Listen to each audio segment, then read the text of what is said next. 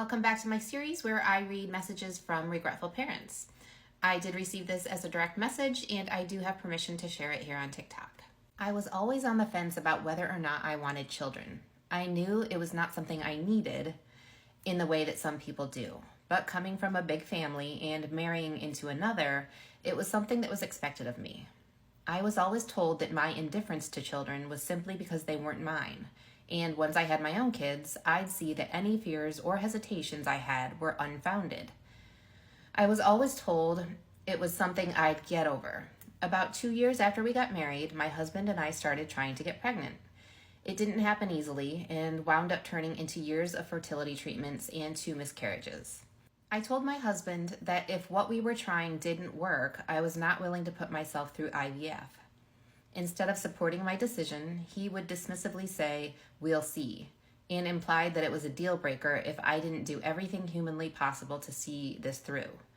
Truth be told, I was worried about getting pregnant for a lot of reasons. One, because my husband was such a workaholic, and I worried that he prioritized his job over his family. I made it clear that I wanted our kids to have an actual father, unlike his, who thought that providing a paycheck and doing absolutely nothing else counted as being a good father.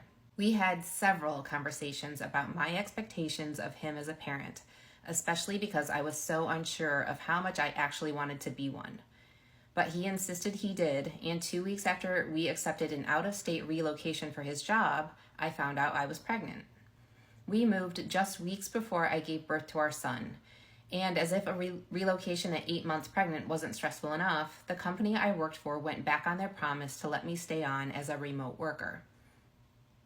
They let me work right up until my due date and then locked me out of the system, telling me to contact them if and when you find daycare, despite knowing that daycare had never been part of my plan. And even if it had, they'd just taken away my means to pay for it.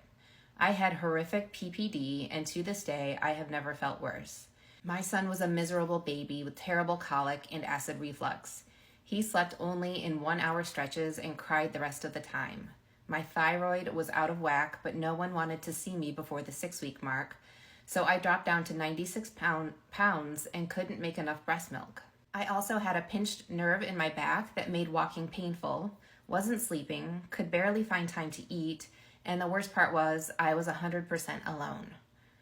My husband got 2 weeks of paternity leave, and that was it. He went back to work as if I wasn't a shell of myself, being terrorized by my hormones and an endlessly crying baby. He was awful to me to boot. After being awake with the baby all night, I would beg him to stay home a little longer so I could get some sleep.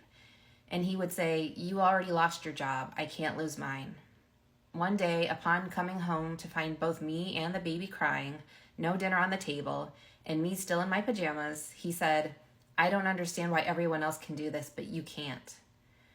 I felt like he'd physically slapped me. When I begged him to let me hire someone to help with the baby, he replied, "Why? So you can really do nothing all day?" I was so angry at him, but so angry with myself for believing him when he promised to be a good dad. I wished that he had been honest with me and with himself, that his need to be a father was more about his need to appear perfect than it ever was about a desire to be a parent. He didn't want to be a father. He wanted to be able to say he was a father. But by the time he proved that, it was too late to turn back. I was a married single parent, and my own husband was letting me drown. I honestly think we'd be divorced if he'd not had his own bout with depression a couple of years after mine.